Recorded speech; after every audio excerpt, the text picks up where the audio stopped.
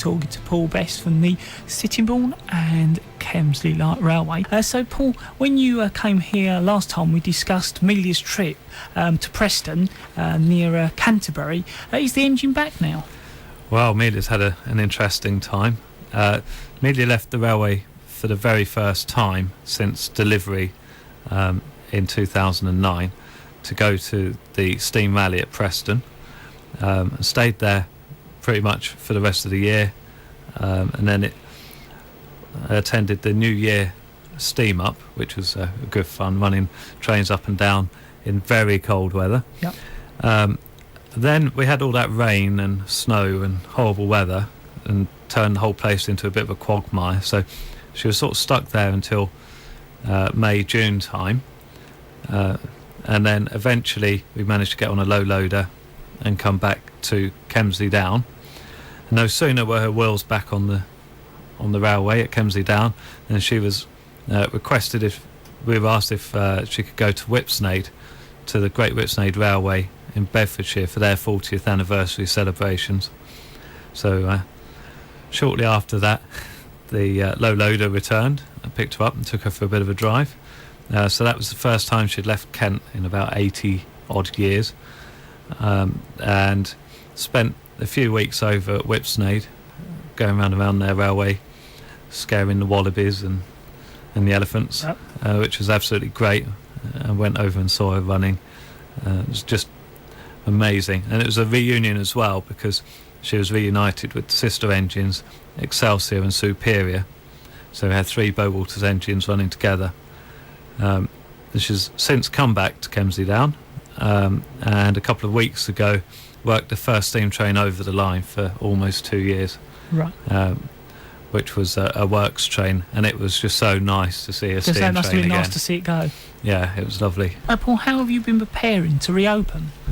Well, we've been doing quite a bit of work, because at the Railway's annual general meeting in August, Bob Newcombe, the Railway's managing director, announced that the railway would open for the October half-term holiday, but only if the outstanding maintenance and gardening jobs were completed in time. So we immediately rolled out a public appeal for help, because that was only 10 weeks' notice. And through the local newspapers and BRFM and everyone else, encouraged people to come down to the railway at 10 a.m. on a Saturday or Sunday when we've got works trains running.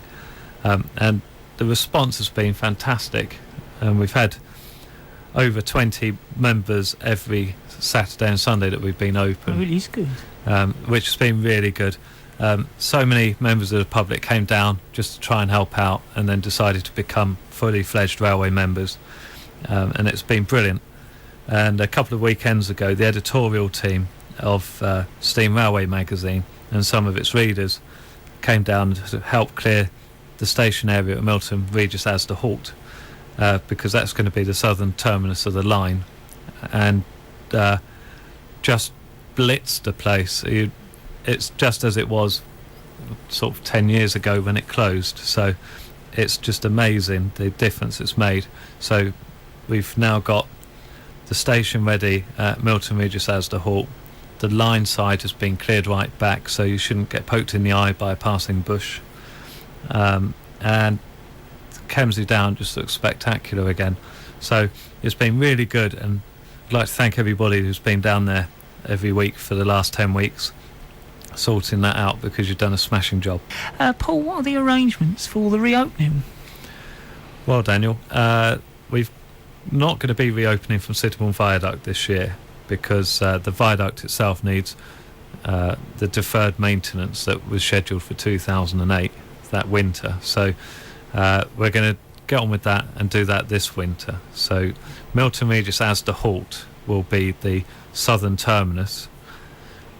You can park in Asda supermarket, and then there's a gap in the fence, as it were. There's a gate that takes you across the new footbridge that was put in last weekend, and then follow the footpath round, and then up the steps.